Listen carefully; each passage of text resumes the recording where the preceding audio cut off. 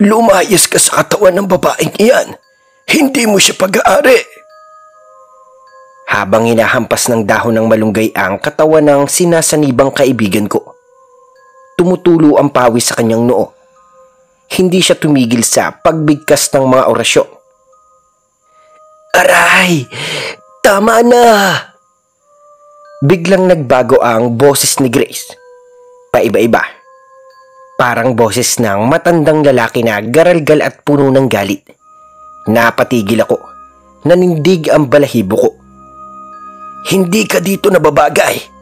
Bumalik ka kung saan ka nararapat. Mariing wika ni Mang Ernie. Pinisil niya ang upos ng sigarilyo at idinikit sa palad ni Erin. Napasigaw ito ng ubod ng lakas. Ngunit hindi niya boses iyon. Isang tinig na nakakatindig balahibo. Parang sabay-sabay na daan-daan ang nagsasalita. Hindi ko alam kung matatakot ako o maniniwala sa nakikita ko. Habang pinapagmasdan ko ang kaibigan kong halos mawala ng hininga, tila ba may aninong pilit kumakalas mula sa katawan niya. Kung ako lang ang makakakita nito, hindi ko siguro kakayanin. Pero heto, nakikita ko kung paano hinaharap ni Mang Erning ang masamang espiritu. Totoo pala ang lahat ng kwento. Maraming kababalaghan ang hindi natin maipaliwanag. At ako mismo ay saksi na sa ilan. Doon sa bahay ni Mang Ernie, gabi-gabi ay may istoryang bumabalot. Mga ingay sa dilim. Mga kaluskos na walang pinagmumulan. Mga sigaw na parang mula sa ilalim ng lupa. At ngayong mismong gabi, nakita ko kung paano nilabanan ang masamang espiritu na halos kitilin ang buhay ng kaibigan ko. Ako nga po pala si Wilson, taga Candelaria. At ito ang kwento ko. Hindi lang mga nasaniban ang pagalingin ng Mang Ernie. Marami na rin siyang natulungan na kulam. Napaglaruan ng engkanto at mga karamdaman na hindi kayang ipaliwanag ng doktor. Gamit ang kanyang langis, mga tuyong dahon, at iba't ibang halamang gamot. Nagagawa niyang magpagaling sa mga taong lumalapit sa kanya. Naisip ko, kung sa Candelaria ay marami nang nangangailangan ng albularyo, paano pa kaya sa ibang lugar? Sir Gimbal, naisip ko, hindi lamang si Mang Erning ang matutulungan ko, kundi ang mga taong may sakit. Pero natigilan ako sa pag-iisip nang bigla na lang sumigaw ang kaibigan ko. Hindi ako aalis rito. Hindi ako aalis rito. Nanlilisik ang mga mata niya at nakatitig ng diretso sa akin. Ang boses niya ay hindi na siya. Mabigat. Parang mula sa kailaliman ng lupa. Napaatras ako. Ngunit mabilis na lumapit si Mang Ernie. Wilson, hawakan mo siya. Baka makawala. Agad ko siyang inalalayan. Ngunit napakalakas ng sumanib sa kanya. Para bang may 5 tao sa loob ng payat na katawan niya. Nagpupumiglas, nanununtok, at nagsisisipa.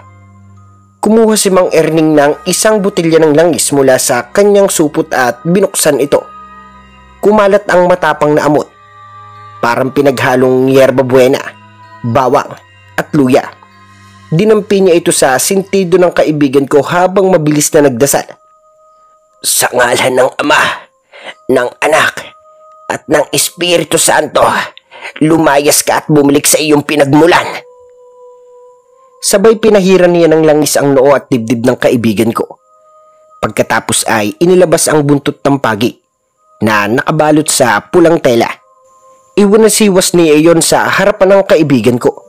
Saka hinampas ng dahon ng malunggay ang balikat at paa. Aray! Tigilan mo ako! Akin siya! Akin siya! Sigaw ng espiritu habang nanginginig ang katawan ng kaibigan ko. Ngunit hindi natinag si Mang Ernie. Kumuha siya ng maliit na platong may asin at uling. Nilagyan niya ng langis at sinindihan. Umusok ang paligid. At sa bawat pagbuga ng usok ay lalo pang lumakas ang orasyon niya. Hindi ka na makakabalik. Pinipigil ka ng apoy at liwanag. Lumayas ka! Biglang nag-iba ang timpla ng boses ng kaibigan ko. Mula sa galit, naging iyak, naging hagulhol, Ayoko pa! Malamig doon! Huwag niyo akong paalisin! Hinampas muli ni Mang Erning ng dahon ng malunggay ang dibdib niya. Sabay pinasil ng mahigpit ang hinlalaki ng paa gamit ang upos ng sigarilyo. Isang malakas na sigaw ang bumalot sa buong silid at kasunod nito, unti-unting bumagsak ang katawan ng kaibigan ko. Hingal na hingal siya. Tapos na, Wilson. Hindi na siya muling babalikan. Basta't sundin niya lang ang mga bilin ko. Ligtas na siya. Mahinang sabi ng Mang Ernie habang pinupunasan ng pawis sa noo. At doon ko napatunayan, Sir Gimbal, na hindi lahat ng laban ay nakikita sa mata. May mga laban na espiritu ang kalaban at tanging pananampalataya, dasal at lakas ng loob ang sandata. Nang matapos ang orasyon, parang nabunutan kami ng tinik. Tahimik lang ang paligid. Tanging hingal ng kaibigan ko at langit-ngit sa bubong ang naririnig. Ako mismo, hindi ko alam kung paano ako makakapagsalita. Sobrang bigat ng eksena. Pero gaano rin kalaki ang ginhawang dulot ng ginawa ni Mang Ernie. Lumapit ako sa kanya at nagpasalamat. Mang Erning, salamat po talaga. Hindi ko alam kung anong mangyayari kung wala kayo. Pinahid niya ang pawis sa kanyang noo. Saka umiling ng marahan. Anak, hindi ako ang nagpagaling. Gabay lang ako. Ang dasal at pananalig ang tunay na nagpalaya sa masama. Napayuko ako. Alam kong totoo ang sinabi niya. Pero hindi rin matatawaran ang hirap at tapang na ginawa niya. Mang Erning, magkano ho ba ang bayad? Tanong ko habang nanginginig pa ang boses ko. Ngumiti lang siya. At sa pasimpleng ngiti niya ay ramdam ko ang kabutihan. Kahit magkano, ang mahalaga, bukal sa loob mo. Hindi ako nanghihigi ng higit sa kaya ng isang tao. Hindi talaga importante sa kanya ang pera, Sir Gimbal. At doon ko naisip kung hindi niya kailangan, mas ako pa ang nangangailangan. Pero kahit ganoon, marapat lang na magbigay ako. Kaya kinuha ko ang 100 piso sa bulsa ko at iniabot sa kanya. Tuwang-tuwa siyang tinanggap yun. Salamat, Wilson. Mabubuhay na ako ng 1 linggo. Napangiti ako sa sinabi niya. Pero ramdam ko agad ang katotohanan sa likod noon. Ang maliit na kubo ni Mang Erning ay napapalibutan ng tanim na kangko, kamote, talbos ng gabi, at ilang puno ng peras at bayabas. Sa araw-araw, iyon ang kanyang pagkain. Hindi na niya kailangan pang mamalengke, lalo na't mag-isa na lang siyang namumuhay. Hala, grabe, sobrang pagpapakumbaba ni Mang Erning, no? Sobra rin ang pasasalamat ko sa kanya. Napaalis niya yung nasa katawan ko. Oo naman. At hindi pala issue sa kanya ang pera. Iyon siguro ang dahilan kung bakit maraming naglalayag papunta sa kanya. Mabuti ang matanda. Napakabait niya, Grace. Alam mo, may naisip ako. Kasi deserve namang Erning na makilala. Marami sa labas ang kailangan ng taong katulad niya. Oo, deserve niya. Pero anong nasa isip mo? Huminto kami sa paglalakad sa gilid ng daan. Tumigil ang hangin at parang bumigat ang gabi na may daladalang bagong ideya. Paano kung maghanap tayo ng mga taong nangangailangan ng albularyo sa ibang barangay? Gawin nating serbisyong pinopromote. Tayo ang magre-repair. May advance payment muna. Tapos kapag gumaling, may final payment. Ang unang bayad sa atin, 50% para sa atin, 50% rin sa kanya. Diretso sa kanya yung natitira. Nginitian ako ng kaibigan ko, pero hindi siya kumbinsido. Wilson, delikado yan. Mabait si Mang Erning. Lolokohin natin siya. Paano kung malaman niya? Hindi naman natin siya lolokohin kung sasabihin natin ang totoo.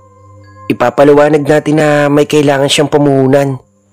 Mas maraming taong makakakilala sa tulong natin. Hindi naman niya kailangan ng pera. Pero tatanggapin niya yung tulong para sa kanyang mga pananim at maliit na gastusin. Magtiwala ka sa akin. Kung maayos nating babalangkasin, hindi siya maluloko. Siya ang bahala sa pag-aalay. Tayo ang bahala sa paghahanap ng taong nangangailangan. Nagkunwaring nag-isip ang kaibigan ko. Hinawakan niya ang baba niya. Pero paano kung may pumansin na masamang intensyon? At paano kung ang sakit ng tao ay hindi talaga sanib lang? Paano natin malalaman kung handa siyang sumunod sa mga bilin ng Mang Erning? May proseso. Kakausapin muna natin sila kung ano ang nararamdaman.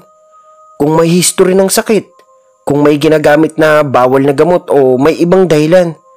Si Mang Erning lang ang magsasabi kung sanib nga o may iba. Kung hindi man, ibabalik natin yung pera at hindi kami magsasasawsaw. Pahig ka bang gumawa ng listahan ng mga karatig barangay na may kakilala silang naghahanap? Dahan-dahan lang, hindi ito padalos-dalos. Ngumiti siyang bahagya. May halong kaba at pag-asa. Pero Wilson, kung papasukin natin to, dapat may tiyak na alintuntunin. Hindi lang para sa kita, para din sa kinabukasan ni Mang Erning. Kung mamamalimos siya, hindi na maganda.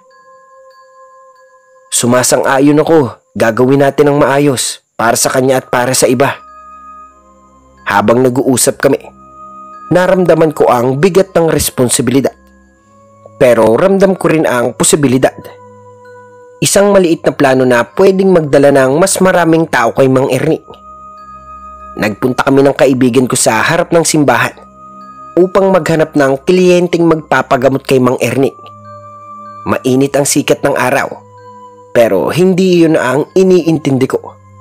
Ang nasa isip ko lang ay baka may makita kaming taong nangangailangan ng tulong at pagkakataon na rin para kumita. Habang nakatayo kami sa gilid ng hagdan, napansin ko ang isang matandang babae na nakaupo sa wheelchair. Halata sa itsura niya na galing siya sa may kaya. Malinis ang suot na bestida. May kasamang mamahaling relo at panyo sa kamay. Pero kahit ganoon, litaw ang panghihina sa kanyang katawan. Namamaga ang mga paa niya. Tila ba lobo na nangingitim ang kulay. Maging ang mukha niya ay puno ng kirot at pagod. Agaran akong lumapit sa mga kasama niyang nakapaligid. Mukhang pamilya niya. Magandang umaga po. Bati ko habang pilit kong ginawang magaan ang tono ng boses ko. Napansin ko lang po si Lola. Parang may dinaramdam siya. Ano pong nangyari sa mga paa niya? Nagtitigan muna ang pamilya. Saka nagsalita ang isang babae na mukhang anak ng matanda. Kita ko ang pag-aalala sa mga mata niya. Oo bigla na lang na mag-aamp mga paa ni Mama. Hindi na siya makalakad. Tapos may sugat siya sa hita na ayaw gumaling. Kaya dinala na namin siya dito. Baka sakaling matulungan kami ng pare. Bago pa ako makasagot, sumabat naman ang isang babae. Medyo mas matanda at halatang kapatid ng matanda sa wheelchair. Nako, baka nga napaglaruan na siya ng engkanto. Hindi kasi nakikinig si ate. Laging nagsusunog ng mga tuyong dahon kahit gabi na. Sabi ko na baka may matamaan siyang hindi niya nakikita. Ngayon, ayan na ang nangyari sa kanya. Bulalas nito. Medyo kinakabahan ng boses. Napailing siya at napabuntong hininga. Kita ko sa kilos nila ang takot at pagkaawa sa matanda. Kawawa naman po si Lola. Baka kailangan niyo po ng albularyo.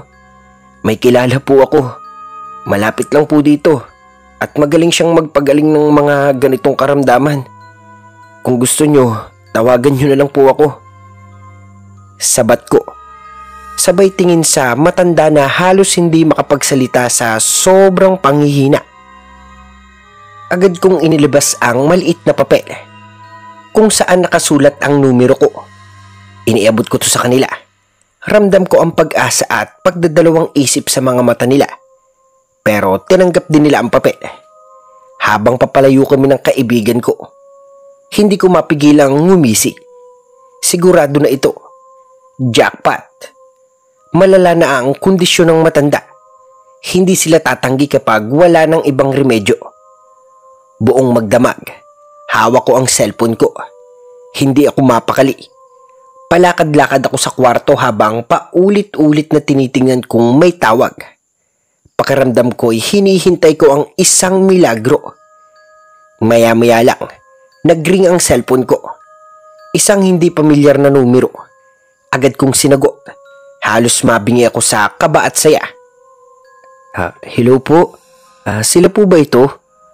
Kami ito. Yung kausap nyo kanina. Napagdesisyonan namin na ipatangin na sa albularyo si Mama. Kahit anong antibiotic ang ibigay ng doktor, hindi siya gumagaling. Palala lang ng palala. Sana matulungan nyo kami. Napangiti ako ng lihim. Sa tono pa lang ng boses nila, alam kong desperado sila. Maraming salamat po sa pagtitiwala. Pero paalala ko lang, may hinihingi pong bayad si Mang Erning. Kalahati po ay ibinibigay muna sa akin. Pang-abono sa mga ritual at sa iba pa pong mga kagamitan at kailangan. Yung natitirang kalahati kay Mang Erning naman po. Ganito po kasi ang usapan namin. Dahil siya mismo walang bangko. Kaya ako po ang taga-ingat ng pera niya. Sandaling natahimik sa kabilang linya. Parang nagkatinginan muna ang mga tao roon. Naiintindihan ko naman. Walang problema. Magkano ba para maihanda namin? 2,000 po lahat. 1,000 muna ang ibigay nyo sa akin bago tayo pumunta kay Mang Erning. Sigurado po ako na mapapagaling si Lola. Hindi na sila nagtanong pa. Siguro dala ng desperasyon. Pumayag sila agad. Sige, hindi na mahalaga ang pera. Basta gumaling si Mama. Pagkababa ng tawag, napahigpit ako ng hawak sa cellphone ko. Halos mapangisi ako sa tuwa. Ganito siguro kapag may kaya. Hindi na alintana ang halaga. Ang mahalaga, gumaling ang mahal nila sa buhay. At heto, sa wakas, ang una naming kliyente. Kinabukasan, maaga pa lang ay naghintay na kami ng kaibigan ko sa simbahan. Ramdam ko ang kaba sa mukha niya. Pero wala siyang magawa. Alam kong may pangamba siya sa gagawin namin. Pero alam ko rin na wala nang atrasan. Isa pa, meron naman siyang porsyento. Siyempre, hindi ko rin naman siya makakalimutan. Dinala namin ng pamilya sa bahay ni Mang Erning. Bago pa man kami lumapit, ipinaalala ko muna sa kanila ang isang mahalagang bagay. Ma'am, mas mabuti po siguro na 1 o 2 lang ang pumasok sa loob. Ayaw po kasi ni Mang Erning ng masikip at maraming tao kapag ganun. Nagagalit siya at baka hindi matuloy ang gamutan. Nagkatinginan ng pamilya at agad namang sumang-ayon. 2 lang ang sumama. Ang anak ng matanda at ang kanyang apo. Kita ko ang kaba at pag-asa sa kanilang mga muka habang inaalalayan si Lola na halos hindi na makagalaw sa wheelchair. Ako ang naunang pumasok sa loob ng bahay at kinausap si Mang Erning. Tahimik lang siya, nakaupo sa bangko, habang pinaglalaruan ang isang maliit na kahon na puno ng mga dahon at libro niyang gamit. Hindi niya alam na may iba pa akong pakay bukod sa pagdala ng pasyente. Magandang umaga ho ulit, Mang Erning. Ako po si Wilson, natatandaan niyo ho ako? Alam niyo naman ho, sobrang humahanga ako sa galing niyo noong ginamot niyo yung kaibigan ko. Kaya ho naikwento ko kayo sa iba. At ngayon po, may nangangailangan po ng tulong niyo. Ito po, matanda na po si Lola. At kayo lang po ang naiisip kong makakahanap ng lunas para sa kanya. Walang kaimik-imik si Mang Erning. Para bang binabasa niya ang totoo kong intensyon sa mga mata ko. Saglit lang. Pero ramdam ko ang bigat ng kanyang titig. Hanggang sa bigla siyang nagsalita. Papasukin mo sila para mabigyan natin ng lunas ang karamdaman. Agad akong lumabas ng bahay. Tinawag ang pamilya at mabilis silang pumasok. Halata ang kaba nila, pero mas nangingibabaw ang pag-asa. Bago sila lumapit kay Mang Ernie, bumulong ako ng paalala. Huwag po kayong masyadong makikipag-usap sa kanya. Magpasalamat lang po kayo pagkatapos, tapos umalis na agad. Baka ho kasi bumalik ang sakit kung marami pa kayong tanong. Tumango sila. Halatang naniwala sa bawat salita ko. Sinimulan ni Mang Erning ang kanyang gamutan at parang nakapako ang lahat ng mata sa kanya. Dinampian niya ng mga dahon at langis ang mga paa ni Lola. May mga bulong siyang sinasabi na hindi ko maintindihan. Ilang minuto lang, ramdam ko ang pagbabago sa paligid. Parang may kakaibang bigat ang hangin at napapikit pa ang anak at apo ni Lola. Parang nagdadasal. Pagkaraan ng ilang sandali, huminto si Mang Ernie. Inutusan niya si Lola na subukang tumayo. Sa unay, nanginginig pa ito. Pero sa pagkagulat naming lahat, unti-unti siyang nakalakad ng walang saklay. Namutawi ang luha sa mga mata ng kanyang kaanak at napayakap ito sa kanya. Salamat po, salamat po. Kita ko ang pangingilid ng luha ng apo na parang hindi makapaniwala sa himalang nasaksihan nila. Iniabot ng anak ang perang dala nila, 1,000. Nanlaki ang mga mata ni Mang Erning sa haliga. Ay, masyado namang malaki ang ibinigay nyo. Hindi ako sanay sa ganito. Ang pinakamalaki na natanggap ko ay siguro ay 500 lamang. Ngunit, pinilit kong sumenya sa kanila na lumabas na at huwag nang magpaliwanag pa. Alam kong natatakot pa sila na baka bumalik ang sakit. Kaya mabilis silang nagpasalamat at umalis. Pero bago sila lumabas ng pintuan, kita ko sa mga mata nila na puno ng tuwa at pag-asa. Si Lola, nakakalakad na muli. Pagkaalis nila, nabaling ang tingin ni Mang Erning sa akin. Ngumiti siya. Para bang labis ang pasasalamat. Wilson, maraming salamat. Kung hindi dahil sa iyo, hindi ako makikilala. Hindi ko rin mararanasan makatanggap ng ganitong kalaking halaga. Oh, eto. Binuksan niya ang maliit na kahon kung saan niya tinatago ang mga bariyang kinikita niya. Kumuha siya ng 500 piso. Tigi 150 pa at iniabot sa akin. Eto, tanggapin mo, iho. Pasasalamat ko na rin sa iyo. Maghati tayo. Umiling ako agad. Kunwari mapagkumbaba. Naku, Mang Erning. Hindi na po. Malakas pa naman ho ako. Makakahanap ho ako ng trabaho. Itago nyo na lang po yan. Pambili nyo ng pagkain. Pero pinilit niya akong tanggapin. Hindi. Swerte ako ngayon. Tanggapin mo na. At sa loob-loob ko, napangisi ako. Ito pa lang ang simula, Sir Gimbal. Hindi nagdududa sa akin si Mang Ernie. Sa halip, mas lalo pa siyang natutuwa at nagpapasalamat sa akin. Maya-maya ay nagpaalam na kami kay Mang Ernie. Dala ang ngiti ng tagumpay. Habang naglalakad kami pa uwi, ramdam ko ang gaan ng bulsa at bigat ng pangarap na unti-unting nabubuo.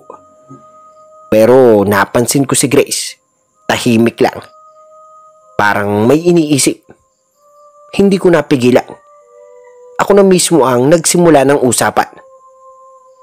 Akalain mo yun, Grace. Umubra ang plano natin. Nagsisimula pa lang tayo pero isipin mo na agad kung 3 ang kliyente natin sa isang araw. 3,000 ang kikitain natin. Sa loob lang ng 1 linggo, malaki na agad ang ipon natin. Wilson, baka naman makahalata na si Mang Erning sa ginagawa natin. Paano kung malaman niya na pinipirahan natin sila? Siya ang nagtatanim tapos tayo ang umaani. Hindi ba parang hindi tama itong ginagawa natin? Ano ka ba naman, Grace? Walang puwang ang konsensya sa negosyo. Tandaan mo yan. At bakit naman tayo makukonsensya may parte rin naman si Mang Erning. Malaki na sa kanya ang 1,000. Samantalang tayo, malaki ang ambisyon.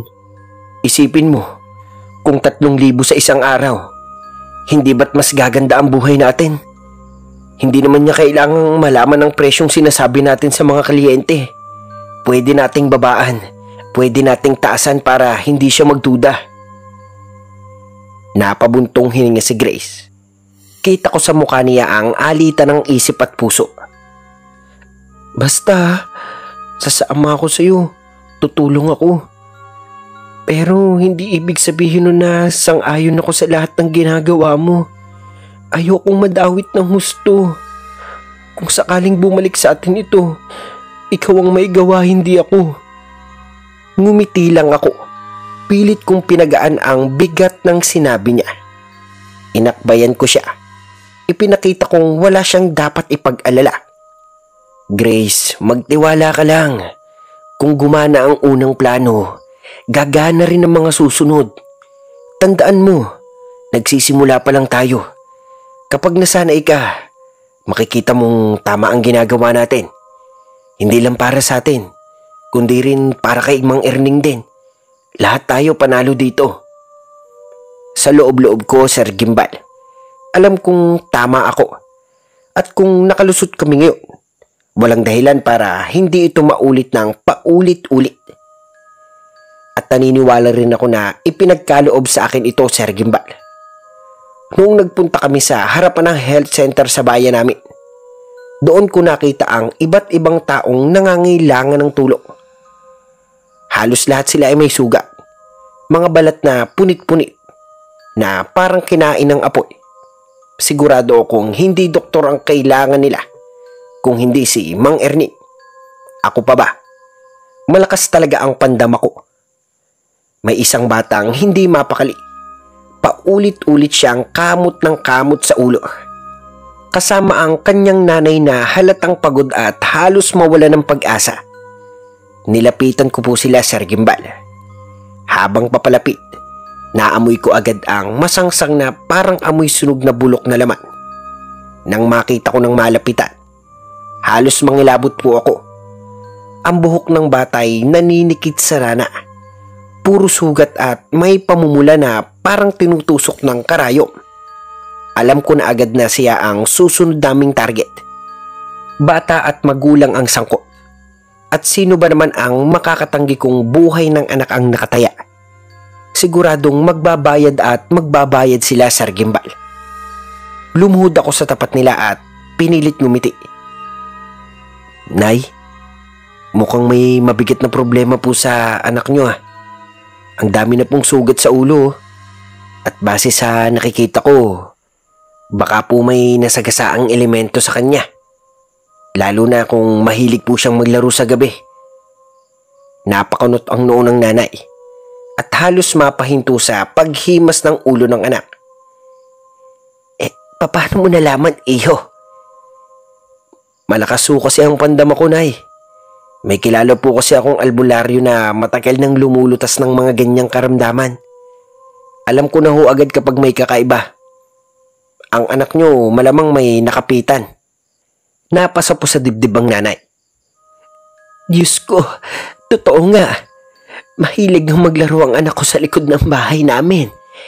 Kahit nagdidilim na. Lagi ko siyang sinisigawan para pumasok pero matigas ang ulo ng batang to. Wala nga siyang kalaro pero parang may kausap rin minsan. Sinamantala ko agad ang kaba niya. Baka ho may nakatira sa likod ng bahay niyo, Nay. Uso ho ngayon ang mga ganyang kaso.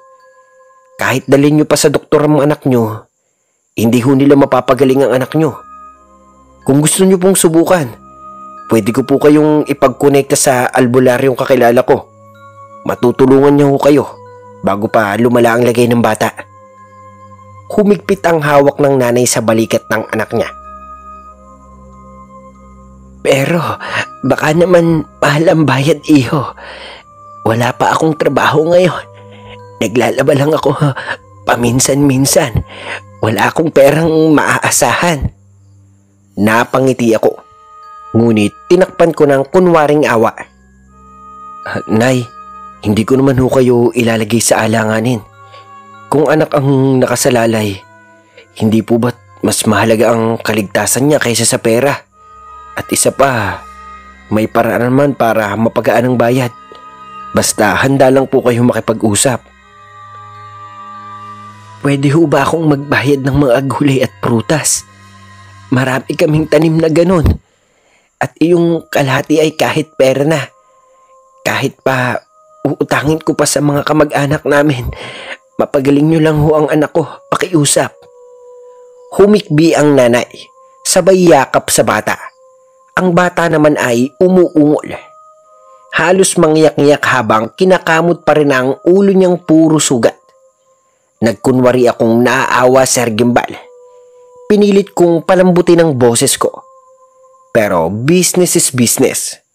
Hindi ko hahayaang mawala ako sa plano at landas na tinatahak ko. Wala pong problema, Nay. Nakakaawa nga po ang anak nyo. Alam nyo, maawain rin talaga ako sa mga bata. Kaya kung makakatulong ako, gagawin ko ho talaga lahat. Napatingin siya sa akin at nakita ko ang pagliwanag sa mata niya. Maraming salamat, iho. Hulog ka ng langit. Ganito na lang, Nay. Ibigay nyo na lang ho sa akin ang pera at ako na ang mag-aabot nun kay Mang Erning para hindi na ho kayo mahirapan pa. At yung prutas at gulay, idiretso na lang ho sa kanya. Sigurado ho akong matutuwa siya doon. Kailangan niya rin ho yun para mas lumakas at magpatuloy pa sa panggagamot. Nagkibit balikat ang nanay. Halatang wala nang ibang kakapitan pa. O sige, salamat ulit. Bukas na bukas, magkita tayo. Dito rin ha, kung ayos lang sa iyo, iho. Ngumiti ako. Parang may dalang kasiguruhan. Ayos na ayos po sa akin, Nay. Huwag ho kayong mag-alala. Sinisigurado ko ho sa inyo na gagaling ho ang anak nyo sa kamay ng albularyong kakilala ko. Umalis na ako. Tala ang pakiramdam na panalo na naman ako sa laban. 500 lang naman ang hiningi ko. Para bang tinipid ko pa sila para hindi halata. Kung wari naaawa. Sinabi ko pa na damihan na lang nila ang gulay at prutas na ibibigay. At kung maaari ay dagdagan pa. Tumango naman siya. Walang pag-aalinlangan. Kinabukasan, maaga akong sumipot. Dinala ko sila agad kay Mang Erning.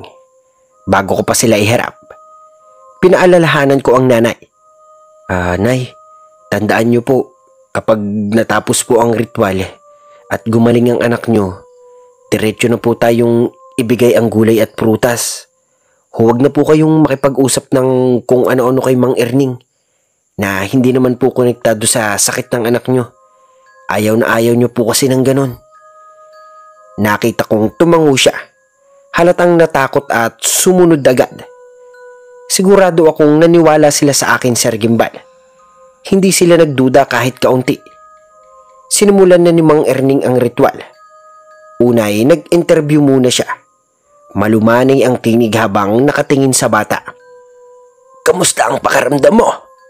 Nakita ko ang mga sugat sa ulo mo. May naapakan kang elemento sa likod ng bahay ninyo. Kaya sa susunod, magsabi ka ng bari-bari o kayo-kayo. Iyan ang sinasabi rito para malaman ng mga hindi natin nakikita na may dadaan. Para umiwas sila. Katulad na rin ng tabi-tabi po.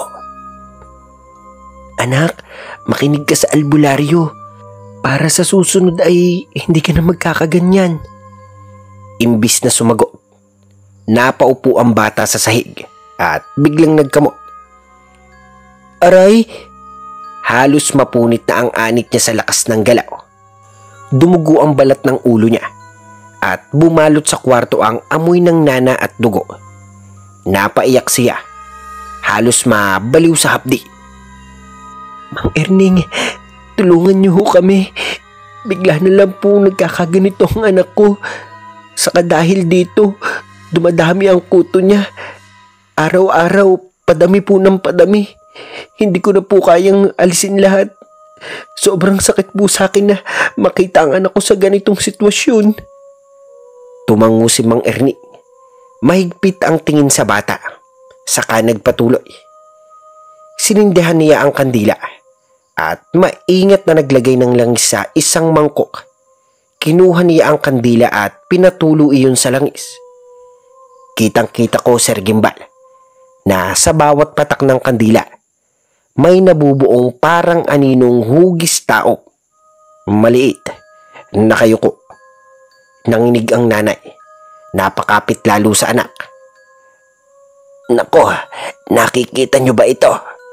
Meron siyang nasagasaang duwende. Ang maliit na ito, iyan ang anak. At itong mas malaki, iyan ang magulang ng duwende. Diyos ko po, tama ho kayo. May punso ho sa likod ng bahay namin. Lagi ko nga hong sinasabihan ng anak ko na huwag ho maglaro roon. Pero hindi po siya nakikinig. Magtitirik na lang po ako ng kandila at maglalagay ng pagkain roon. Tumango si Mang Ernie, pero hindi pa rin niya inalis ang tingin sa bata. Magandang ideya yan. Pero tandaan ninyo, galit na galit ang magulang ng duwende. Gusto niyang maghiganti sa anak niyo. Hinawakan niya ang ulo ng bata, sabay pumikit. Biglang lumamig ang paligid at para bang may dumaan na hangin na hindi galing sa kahit saan. Napatigil sa iyak ang bata. Nanlaki ang mga mata. Tapos umiyak ulit na parang may kinakatakutan na hindi namin nakikita. Pagdilat ni Mang Ernie, bumuntong hininga siya. Nakita ko rito na hindi lang kasalanan ng anak mo. Nakita ko rito, ikaw rin mismo ang nagkasala. Napalunok ng laway ang nanay. Ako po? Paano pong pati ako ay may kasalanan? Oo, may tinapon kang mainit na tubig sa bakuran nyo. Doon natalsikan ng anak ng duwende. Kaya ang galit niya, binabalik niya ngayon sa anak mo. Parang binuhusan ng malamig na tubig ang nanay. Napaupo siya, nanginginig. Saka agad niyakap ng mahigpit ang anak niya. Diyos ko, ano ba ang pinagkagagawa ko? Anak, pasensya ka na. Kasalanan ko pala ang lahat. Ako pala ang dahilan kung bakit ka nagkaganito. Niyakap niya ang bata ng mas mahigpit at ramdam ko, Sir Gimbal, na para bang lalo siyang nadurog sa bigat ng sumpa. Bigla namang kumuha si Mang Erning ng isang dakot na bigas. Isa-isa niyang pinulot ang maliliit na butil at maingat na inilagay sa mangkok na may langis. Pagkatapos, marahan siyang pumikit at nagsalita ng mga salitang hindi ko maunawaan. Sinaunang orasyon. Habang iniuusal niya iyo, naramdaman kong tila may kakaibang bigat sa paligid. Tahimik ang lahat, maliban sa mahihinang hikbi ng bata na pilit na pinipigilan ng kanyang ina. Halos mapunit ang palad ng nanay sa sobrang higpit ng hawak sa balikat ng anak. Maya-maya'y ibinuhos ni Mang Erning ang langis sa isang maliit na bote na kulay brown. Saka tinakpan iyon ng mahigpit. Pagdilat niya, malalim ang kanyang buntong hininga. Para bang may mabigat na inaialis. Ito, ipahid mo sa ulo ng anak mo araw-araw, sa umaga at sa gabi. Iwasan niyang kamuti ng sugat para hindi na lumala. Mahaba pa ang buhok niya kaya mas madaling dapuan ang dumi. Gumamit ka ng bulak tuwing ipapahid mo ito. Basta huwag niyo itong kakalimutan. Maari na kayong umuwi. Agad na tumango ang nanay. Halos lumuhod sa pasasalamat. Kahit hindi pa nila nasusubukan, ramdam ko ang tiwala at pag-asa sa mga mata nila. Para bang sa isang iglap, nanumbalik ang liwanag sa mukha ng babae. Kinuha niya ang dala nilang isang sako ng gulay at prutas at buong galak na iniabot kay Mang Ernie. Maraming salamat po sa pagtingin sa anak ko. Ito ho ang kaunting tulong ko po sa inyo. Pasensya na ho at nagkulang ang pera ko. Naibigay ko na lang ho sana lahat kung meron pa ako kaso. Nabitin ang sasabihin niya nang mabilis ko siyang pinigilan. Mahina kong tinapik ang braso niya at sinenyasan ng tahimik. Malayo pa ang uuwian nyo. Nay, halika na at ihahatid ko na kayo sa labas. Maraming salamat po, Mang Erning. Ako na po ang bahalang mag-asikaso rito. Ihahatid ko na lang ho muna sila sa labas para hindi ho sila abutin ng dilim. Tumingin lang sa akin si Mang Erning. Payak ang muka. Saka marahang tumango. Sige, Wilson. Bumalik ka agad ha. Pero Sir Gimbal, habang papalayo kami, ramdam ko ang kaba sa dibdib ko. Para bang nakadikit sa bato ko ang tingin ng matanda kahit nakatalikod na ako. Baka mabisto niya, baka mahalata niyang ako ang kumukontrol sa lahat ng ito. At sa bawat hakbang ko palabas, mas lalo akong kinabahan. Dahil sa alam ko, nakuha ko na ang tiwala ni Mang Erning. At iyon mismo ang pinaka nakakatakot. Bumalik ako kay Mang Erning na may dalang ngiti na halos hindi mapigil. Iba ang tingin niya ngayon. May kakaibang liwanag sa muka. Parang mas mapagkakatiwalaan. Kasama ko si Grace pero tahimik lang siya sa gilid. Hindi na siya sumasama ng masyado sa akin gaya ng dati. Ngunit kasama pa rin siya. At iyon ang mahalaga. Iniaabot ni Mang Erning sa akin ang plastic na puno ng gulay at prutas. Sariwa. Mabigat sa kamay. Wilson, iuwi mo na ito. Masyadong marami ang binigay niya sa akin. Masigit pa ito sa perang ibinigay niya. Hindi ko na kailangang magpunta sa palengke. Nakakakain na ito sa akin.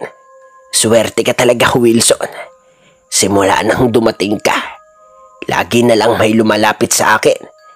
At ikaw pa ang nagdadala. Natawa ako ng bahagya. Pilit nagtanghal ng pagpapakumbaba. Naku, Mang Erning, sa inyo na ho yan. Binebless talaga po kayo. Kilala po kayo dahil sa sobrang galing nyo magpagaling. Bahagyang napabuntong hininga siya. Ako lang naman ang naiwang albularyo rito. Nag-iisa na lang. May naniniwala pa rin sa akin. Kahit halos lahat ngayon sa doktor na pumupunta. Huwag mo akong isipin. Hindi ko naman ito mauubos lahat, Wilson. Kinuha ko ang plastic at nagpaalam. Paglabas namin ng bakuran, ibinigay ko rito ang mga gulay kay Grace at tinignan ang mukha niya. Ito, iuwi mo na lang. Kailangan nyo rin ng pagkain ng mama mo. Kamusta na nga pala siya? Tumitig siya saglit. May bigat ang mga mata. Wilson, ayoko nang sumama sa iyo. Alam mo naman si mama, hindi na siya makapagtrabaho. Ako na lang ang inaasahan nila. Hindi ko kayang maging kasama sa ganyang gawain. Hindi ako ganun, Wilson. Naipit ako sa sagot. Hindi ako titigil, Grace. Hindi pa ako yumayaman. Pero may paraan kung hindi mo kaya sumama. Suportahan mo na lang ako. Huwag mo akong husgahan. Ginagawa ko ito para makaraos. Wala na akong pamilya. Alam ko naman, parehas lang tayo. Parang wala din akong pamilya dahil sa kalagayan ni Mama. Pero hindi ibig sabihin na sasama ako sa panlilinlang. Kaibigan kita, Wilson. Tigilan mo na ito. Concern lang ako sa iyo. Hindi mo alam kung ano ang kayang gawin ni Mang Erning kapag nalaman niya ang katotohanan. Nagkagulo ang mga salita namin. Hindi naman sobra pero sapat para masaktan. Naramdaman ko ang pagkapahiya at galit sa parehong oras. Hindi mo ako kailangang husgahan. Kaya ko ito. Ako ang nag-iisip para sa sarili kong kapakanan. Kung iyon ang pipiliin mo, mag-isa ka na lang. Pasensya na, Wilson. Umalis siya. Dala ang plastik ng gulay na ibinigay ko at ang mga matang pagod at seryoso. Naiwan ako sa gilid ng daan mag-isa at biglang naging malaki ang katahimikan. Ang saya kanina kay Mang Ernie, ang usapang tungkol sa kita, ang posibilidad ng madaling pera. Lahat iyon parang naglaho at napalitan ng isang malamlam na realidad. Nakaramdam ako ng panibagong kirot. Hindi dahil sa pagkawala ni Grace lang, kundi dahil sa nag-iisang katotohanan. Kung magpapatuloy pa ako, wala na sigurong makakapagsabi na tama ako. Pero ipinagpatuloy ko pa rin ang plano ko. Ginawa ko lang naman ito para sa akin, para na rin makapagpa-opera. Kailangan ko kasi ng pera para ipatanggal itong waiter ko. Kaya kahit husgahan pa ako ng ibang tao, hindi nila ako maiintindihan. Hindi sila ang nahihirapan kapag humihinga tuwing gabi. Hindi sila ang tinatawan-tawanan sa kalsada dahil sa bukol na ito. Ako lang. Ako ang nasa ganitong posisyon, Sir Gimbal. Ako na lang ang nagpatuloy. Naghanap ako ng mas marami pang kliyente. Nagpakilala ko kung kani-kanino. Inikot ko ang mga baryo, kumatok sa mga pinto, at nag-imbento ng mga salita para lang makuha ang tiwala nila. Ginawa ko ang lahat para magkapera. At sa sobrang pasasalamat ko na nakadami rin ako. Iba-iba ang kaso ng mga taong nakumbinse ko. May bulag, may pipi, may sinaniban daw. Lahat sila ay dinala ko kay Mang Ernie sa iisang araw. Gulat na gulat siya nang makita ang mahabang pila. Parang piyesta sa dami ng tao. May mga dalang pagkain. Ang iba ay may kandila. At karamihan ay may mga supot ng pera na iniaabot sa akin ng palihim bago pa man magsimula ang ritual. Kinagat ko ang labi ko habang pinagmamasdan sila. Buti na lang, nakadiskarte ako. Unang umupo sa harapan ni Mang Erning ang bulag. Tinulungan ko siyang makaupo. Nakasapo pa ang kanyang ina sa kanyang balikat. Kinuha ni Mang Erning ang bote ng langis at bulak. Nilubog iyon at marahang ipinahid sa mata ng lalaki. Sabay bulong ng mga orasyon. Paulit-ulit. Tila umaalingaw-ngaw sa maliit na kubo. Nakakakita ka na ba? Tumingin ka nga sa liwanag. Nakikita mo ba ang anyo ko? Tahimik lang siya. Walang sagot. Umiling ang bulag. Hawak ang mata. Nagpatuloy si Mang Ernie. Ipinahid muli ang langis. Sabay sambit ng mas mahabang dasal. May mga pasyente sa likod na nagbubulungan. Bakit parang walang nangyayari? Hindi ba't malakas siya sa orasyon? Baka kailangan lang ng oras. Ramdam ko, Sir Gimbal, ang pagkapit ng kaba sa dibdib ko. Pawisan ang palad ko. At bawat bulong mula sa pila ay parang patalim na nakatutok sa likod ko. Paano kung hindi gumana? Paano kung magsigawan sila at singilin ako ng pera? Ako ang kumuha ng mga abuloy nila. Ako ang nag-advance. At kapag nabisto ni Mang Erning, tapos ako. Lumapit ako. Nagkunwaring kampante. Mang Erning, baka kailangan lang pong ulitin. Baka mahina lang ang elemento ng bulag kaya hindi agad tumalab. Tumingin siya sa akin saglit. Hindi siya nagsalita.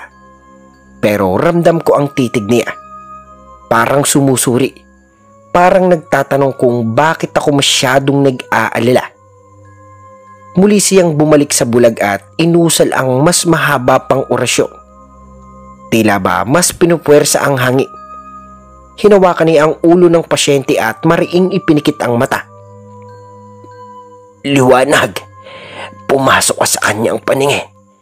Sa ngalan ng may kapal at ng mga ninuno, buksan ang kanyang mga mata.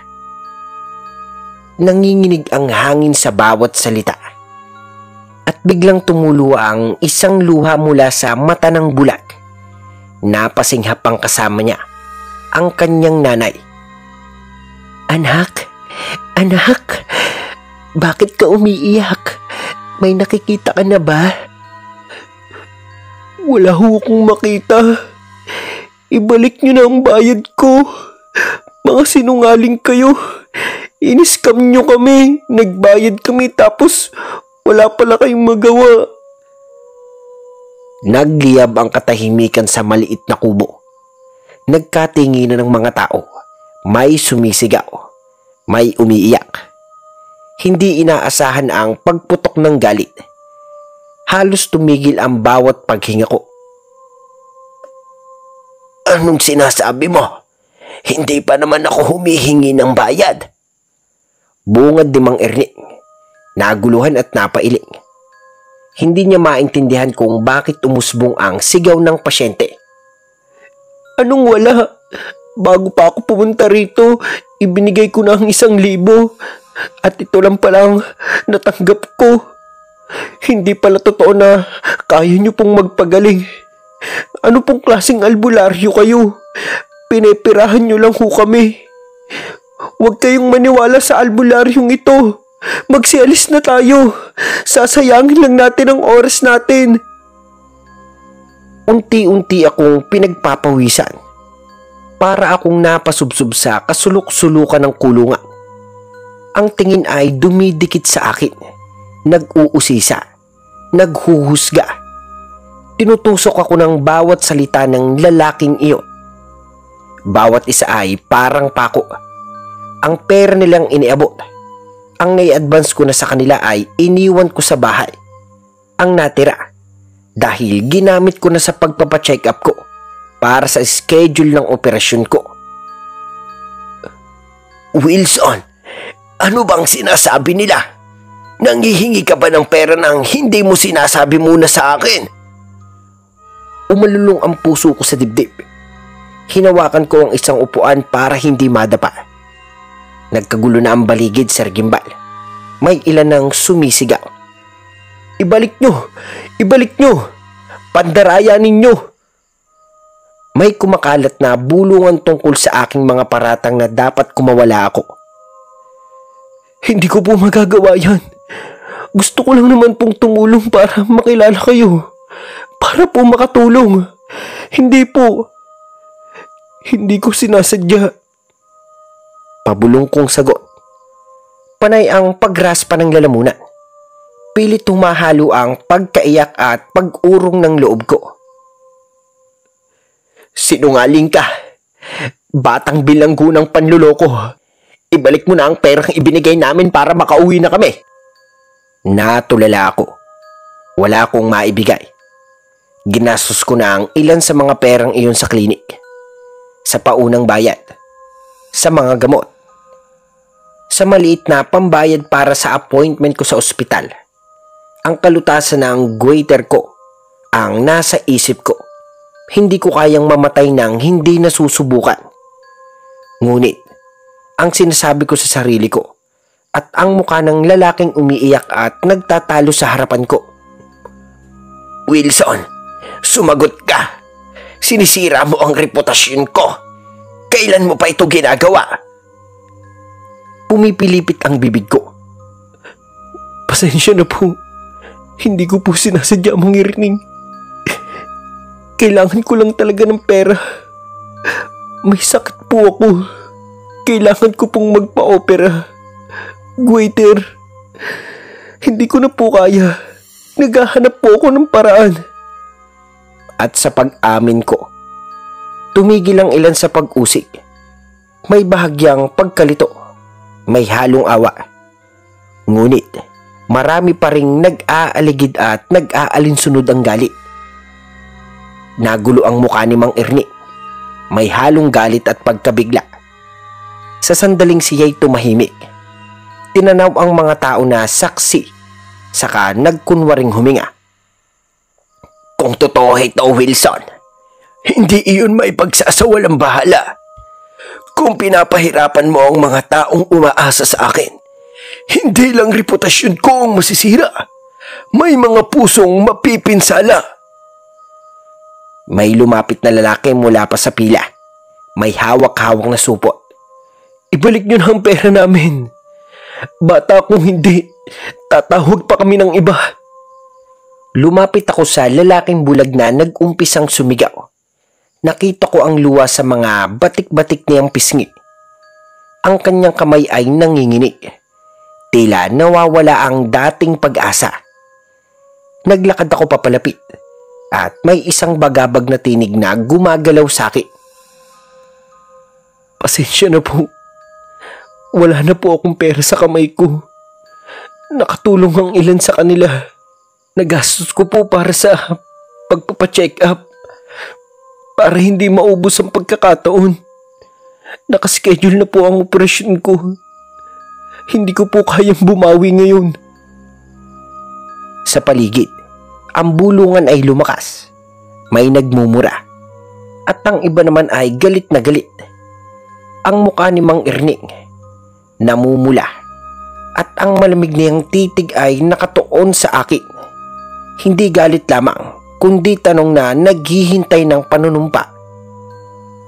Wilson, kung may sakit ka, sabihin mo.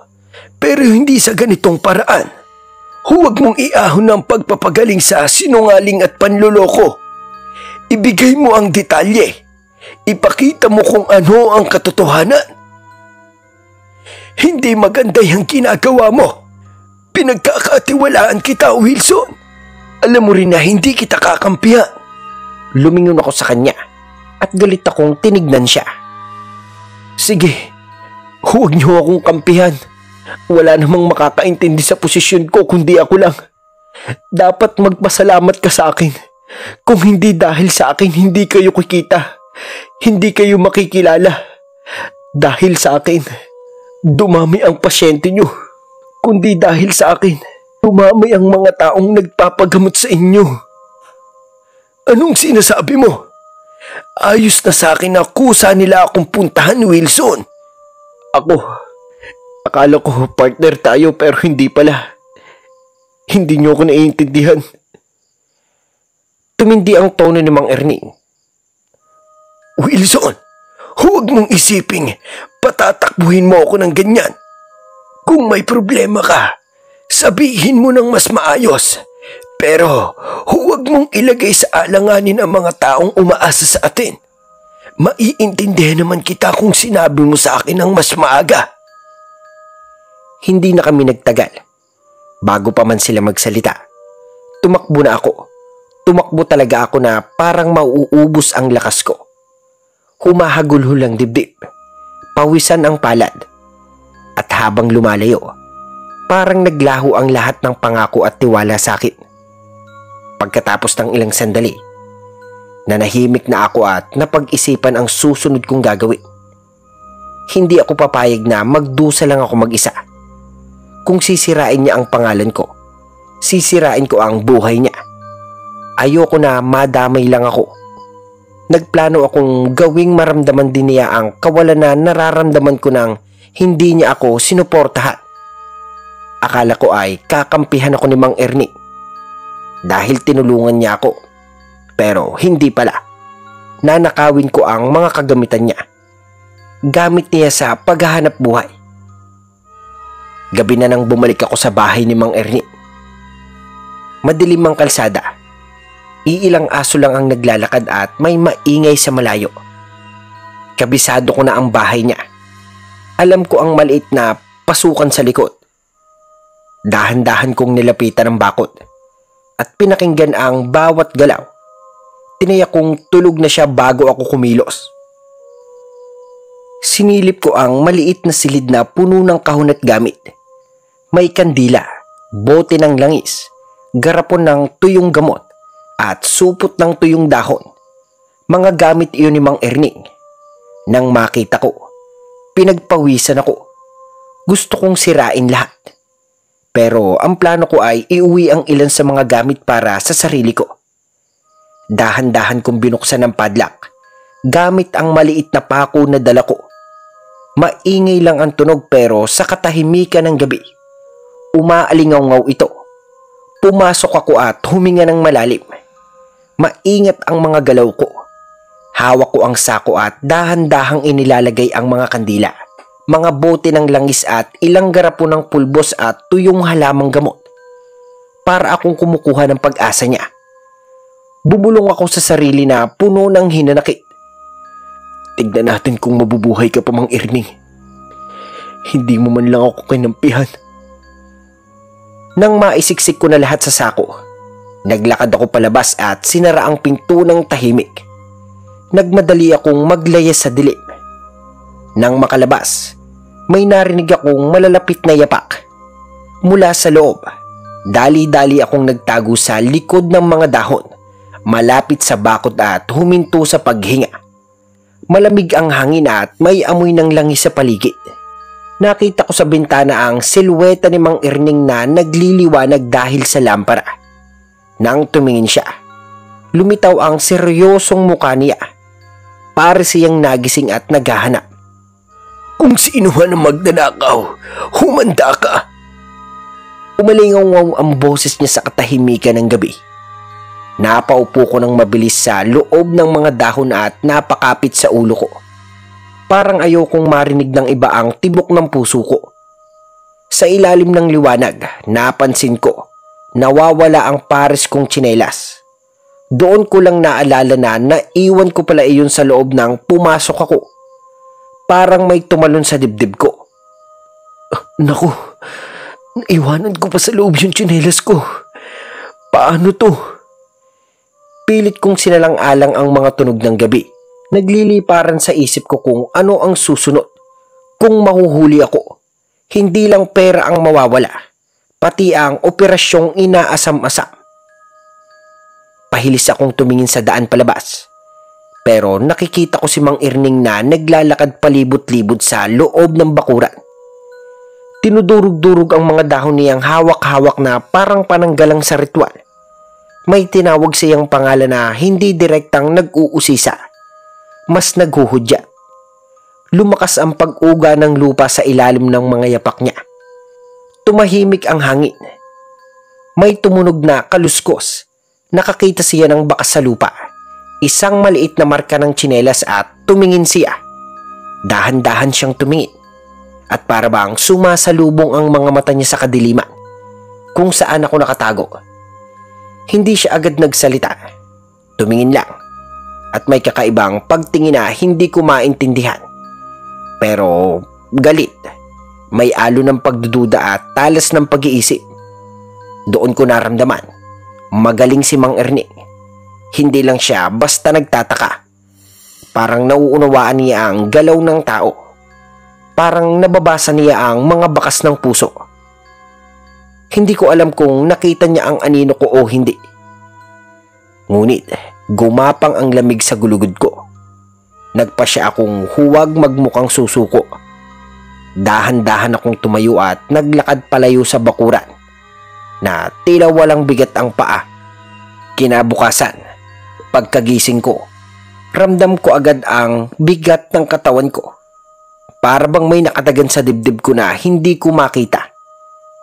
Pilit akong bumangon pero halos hindi ko maigalaw ang mga kamay at paa ko.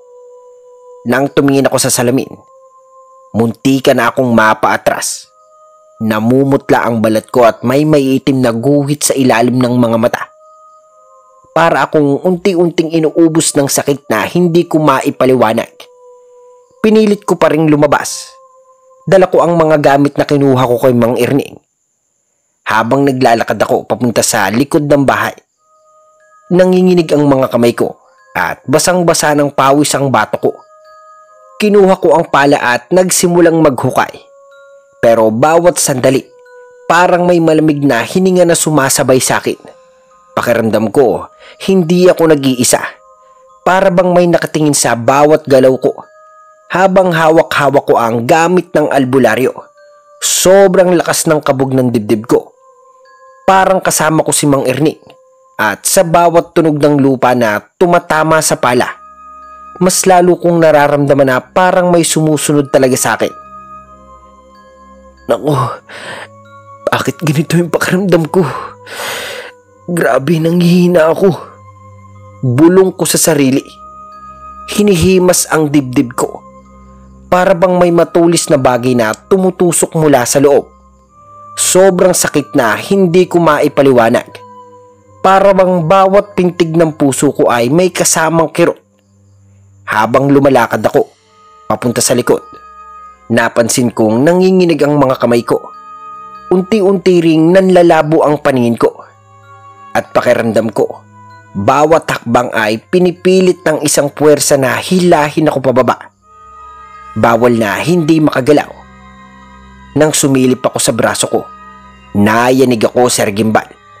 May maliliit na sugat na kusa lang sumusulpot sa balat. Parang may matatalim na kuko na dumadamba mula sa loob. Tinutusok ang laman ko. Umuubo ako sa sakit. Nanginginig at halos hindi ko na alam kung paano ko pa mapapalakad ang sarili ko. Parang bawat galaw ko ay sinusubaybayan. At sa bawat kirot, nararamdaman kong may nagbabantay.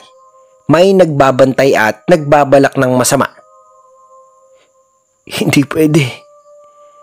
Hindi pwede. Baka nakulam ako. Habang tumatagal, naririnig ko ang bulong sa tenga ko.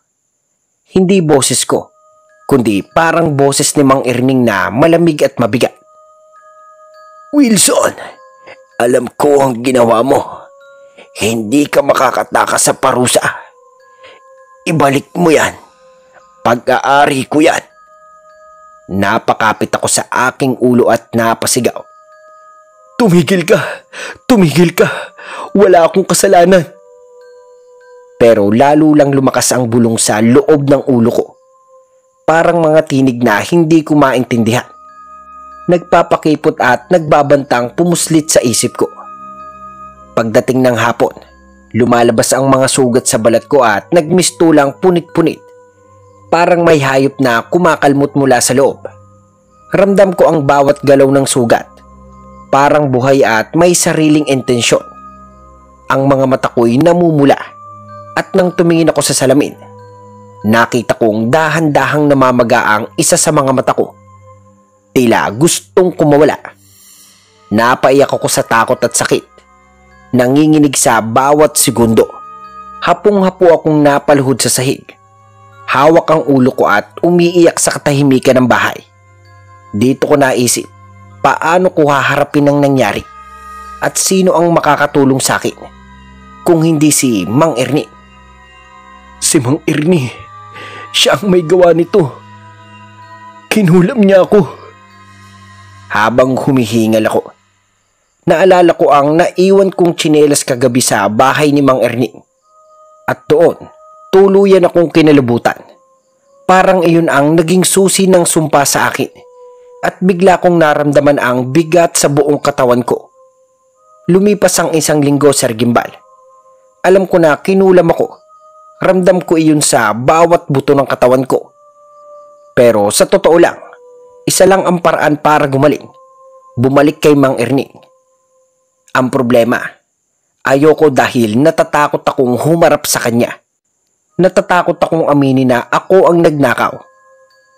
Naiisip ko pa, baka muling magpanuksa siya. Baka muling bumalik sa pangungulam dahil sa akin. Sinubukan kong baliwalain ang kirot, pero hindi nagtagal. Lalong lumala. 1 linggo na rin akong hindi naliligo. Tila bawat lusong ng tubig ay may sumasakit sa balat ko. Mabilis na humahaba ang buhok ko. Parang tumatakbo ang oras sa katawan ko. Bawat araw ay nagdadala ng hiya at takot sa dibdib ko. Habang nananalangin at pilit nagbabantay sa sarili, may kumatok sa pinto.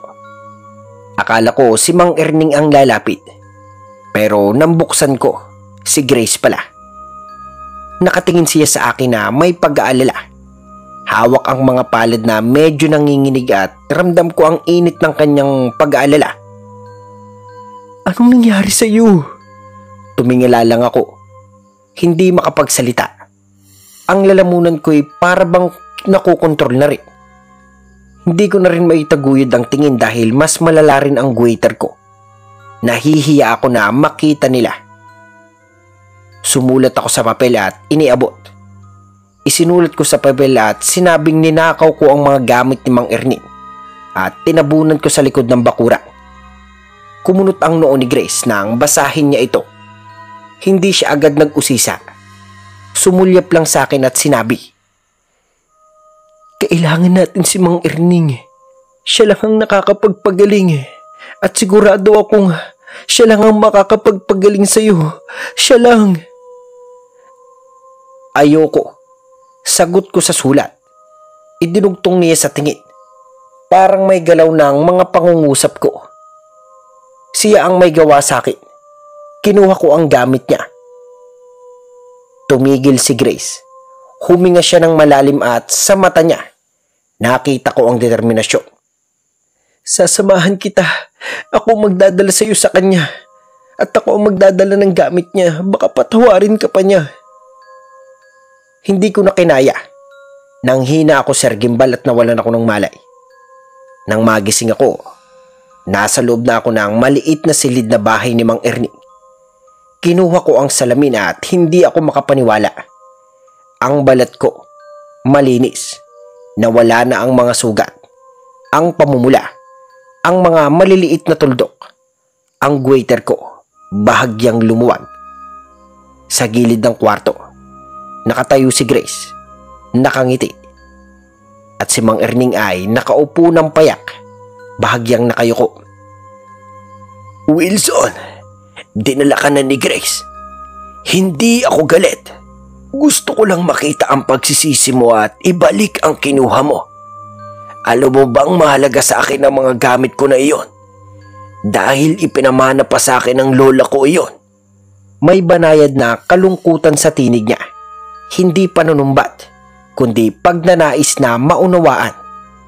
Niyakap ko siya nang hindi ko mapigilan. Maraming salamat po. Alam ko pong nagkamali ako. Patawarin niyo po ako, Mang Erning. Ngumiti siya at iniabot ang mga inipon niyang lumang pera. Kulubot, mansya, ngunit taos puso. "Idagdag mo ito sa operasyon mo. Kailangan mo ng pera, hindi ba? Huwag mo muna akong bayaran. Gamitin mo muna." Lumuhod ako. Lalaki ako pero hindi ko naiwasan ang umiyak, Sir Gimbal. Hindi ko po kayo malilimutan. Hindi ko na po ulitin ang lahat. Sobrang humihingi po ako ng kapatawaran, Mang Erning. Hindi lang iyon. Inalok din niya akong samahan siya sa ilang session at tuturuan tungkol sa mga paniniwala at ritual. Maliit lang ang kabayaran, pero tinanggap ko. Ibinigay niya ang pera sa akin at tinanong niya rin ako kung handa na ba akong magbago. Dahil sa tulong niya, nagawa kong magpa-opera. Unti-unti, nagbago ang buhay ko. Bumuti ang boses ko. Nawala ang hiya at nagbalik ang tiwala ko sa sarili. Lumipas ang mga taon at maraming nangyari. Hindi ko kayang iwan ang bahay ni Mang Ernie. Maraming alaala doon. Nang mamatay siya last year, natakot akong makalimutan ang lahat ng itinuro niya. Sa paglipas ng panahon, unti-unti kong inangkin ang mga aral at ritual. Hindi para mapagsamantala, kundi para makatulong sa iba. Naging tagapagmana ako ng maliit niyang tradisyon. Naging albularyo ko, Sir Gimbal, at pinagmamalaki ko po iyon. Natutunan kong maging mapagkumbaba at maglingkod sa kapwa ng walang hinihinging presyo. Isa lang po ang natutunan ko, at lagi kong sinasabi sa sarili ko na swerte na ako at nakahanap ako ng pamilya sa buhay ni Mang Ernie. At hindi man maganda ang nangyari sa nakaraan ko, may tao pa rin na tatanggap sa akin at mas marami pang posibilidad na may magandang mangyari kung magiging mapagkumbaba tayo. Hanggang dito na lamang po ang kwento ko, Sir Gimbal. At sana po ay may natutunan kayo sa kwento ko. Lubos na gumagalang, Wilson. At bago ko po tapusin ang bidyong ito, nais ko pong i-shoutout si Shane Wadanes from Villa Arbelo, Iloilo. At sa mga nais pong magpa-shoutout sa susunod nating video, i-comment nyo lang po ang inyong pangalan at kung taga saan kayo. at para malaman ko kung saan nakaabot ang bidyong ito. At kung bago pa lamang po kayo sa channel na ito, mag-subscribe na po kayo at i-hit ang notification bell button para maging updated kayo sa mga susunod pa nating mga video.